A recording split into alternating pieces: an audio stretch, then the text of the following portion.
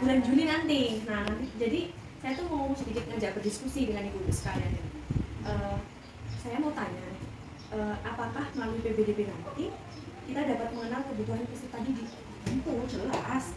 Menurut saya dalam proses penerimaan peserta didik penting banget bagi sekolah untuk mengenal dan memahami kebutuhan peserta didik yang mendaftar. Apalagi nih kita kan seorang guru atau yang dari pihak sekolahan yang terlibat dalam PPDB, kita memiliki tanggung jawab yang besar untuk memastikan bahwa setiap peserta didik yang mendaftar di lingkungan pembelajaran itu mendapatkan pembelajaran yang sesuai dengan kebutuhan mereka. Pertama-tama mungkin untuk mengenal kebutuhan peserta didik kita perlu mengumpulkan informasi yang relevan tentunya selama proses pendaftaran. Nah ini bisa mencakup data pribadi siswa, meliputi nama, alamat, dan tanggal lahir serta informasi tentang pendidikan sebelumnya, prestasi akademik, dan juga pengalaman ekstrakurikuler. Selain itu, penting juga nih untuk meminta informasi tentang kebutuhan khusus yang mungkin dimiliki oleh peserta didik, seperti gangguan belajar, alergi makanan, atau kebutuhan medis lainnya.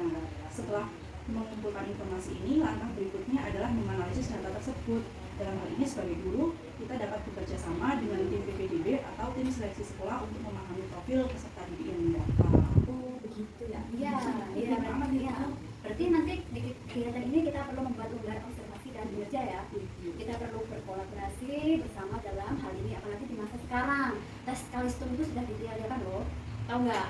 Iya, kemarin kita dengar ya yang kita itu ada modul berapa? 7 modul ya yang kita lalui.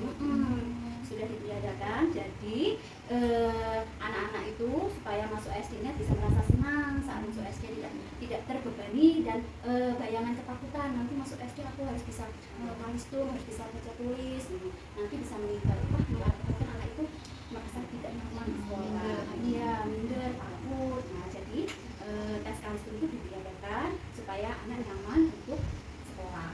Iya benar. Untuk tahun lalu itu kita sudah meniadakan tes Kalistum ya. Mungkin karena kita wawasannya kurang. Alhamdulillah kemarin ikut dinas jadi sedikit ada wawasan ya. Kemarin udah ikut tes Kalistum, nggak ada tes Kalistumnya ditiadakan. Cuman mungkin pelaksanaannya kurang efektif mungkin ya, kurang sempurna karena kita belum mengikuti diklat. Kalau Ibu Eli gimana Bu Eli? Kalau menurut aku ya, sepertinya memang kita harus membuat anak-anak itu bisa nyaman dan senang untuk masuk di SD.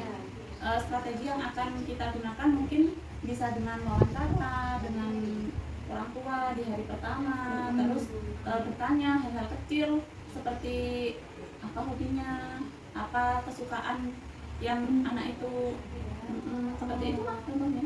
Bagus itu sebenarnya ya. Iya, saya rasa itu adalah hal yang tepat untuk dilakukan ya Ibu ya. Kita tidak menggunakan tes Kalistum saat anak baru itu masuk, itu adalah sebuah hal yang akan membawa dampak yang baik bagi anak saat mengenal lingkup SD. Kemudian nih, menurut Ibu-Ibu, apa dampak melakukan tes Kalistum kepada anak? Kalau kita melakukan tes Kalistum itu apa sih dampaknya? Kalau menurut saya sih dampaknya itu ya, yang pertama, tes Kalistum itu bisa menimbulkan tekanan emosional pada anak. Mereka tidak mampu mencapai standar yang ditetapkan, bisa merasa minder dan stres. Yang kedua, tes seperti ini cenderung mengabaikan aspek pembelajaran lainnya yang sama pentingnya, seperti kecerdasan emosional, sosial, maupun sensorik anak.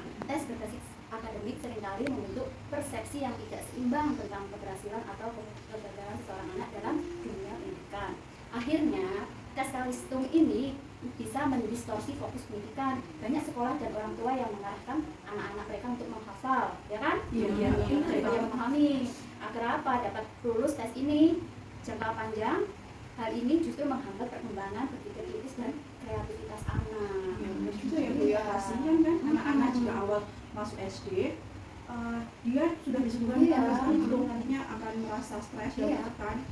Mungkin kan ada beberapa anak juga yang belum lancar baca, belum lancar berhitung, ada juga siswa yang tidak melalui jenjang PAUD langsung masuk SD. Hal ini kan bisa membantu anak-anak yang demikian itu agar merasa nyaman dan tidak takut untuk masuk SD dengan menggunakan tes Kalistum itu. Iya benar sekali ya, aku setuju sekali dengan ibu-ibu semua. Kita juga sebaiknya segera membuat instrumen yang perlu dipersiapkan guna menyambut PPDB di tahun depan, yaitu tahun 2025 pada bulan Juli. Iya. 2024 ya. 2024.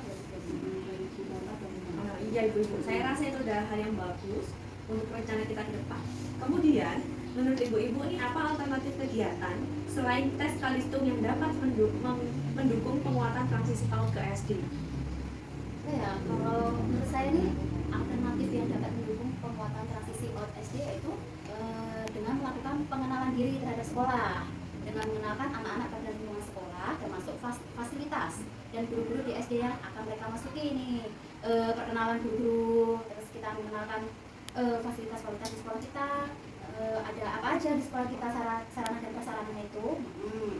Ini membantu mengurangi kecemasan dan memperkenalkan mereka pada lingkungan baru. Yang kedua yaitu penguatan motorik halus. Kegiatan seperti ini bermain seperti bermain plastisin ya, meremas-remas kertas, mewarnai gambar, melukis dengan jari, bermain seni, melipat kertas, dan meronse dapat membantu menguatkan motorik halus anak-anak. Terus ada lagi asesmen awal. Apa itu asesmen awal? Untuk mengetahui itu ya, diagnostik. Iya, kita harus menggunakan asesmen awal untuk memahami kebutuhan belajar anak. Ini sangat membantu guru mempersiapkan materi pembelajaran yang sesuai dengan tingkat perkembangan anak. Terus mengenal diri sebagai pendidik. Artinya guru dapat memahami peran dan tanggung jawab mereka dalam mendampingi anak-anak selama transisi. Ini melibatkan refleksi diri dan pemahaman tentang praktik pembelajaran yang efektif. Mendidik dan mengajar dengan utuh dan menyeluruh. Guru perlu memahami strategi pengajaran yang efektif dan bagaimana mendampingi murid secara holistik.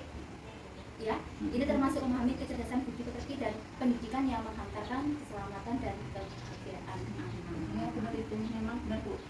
Bisa juga nantinya anak-anak itu ditunjukkan fasilitas yang ada di sekolah kita, seperti kelas diurutkan dari kelas 1 sampai kelas 6, ada perpus, ada WC, ada UKS, nanti ya, atau di zaman lagi anak-anak senang kalau ada ada tempat untuk menunggu antar jemput anak. Oh iya, kalau sudah lengkap seperti sekolah kita ya. Setuju. Mungkin dengan hal tersebut itu akan menjadi lebih efektif untuk dilakukan.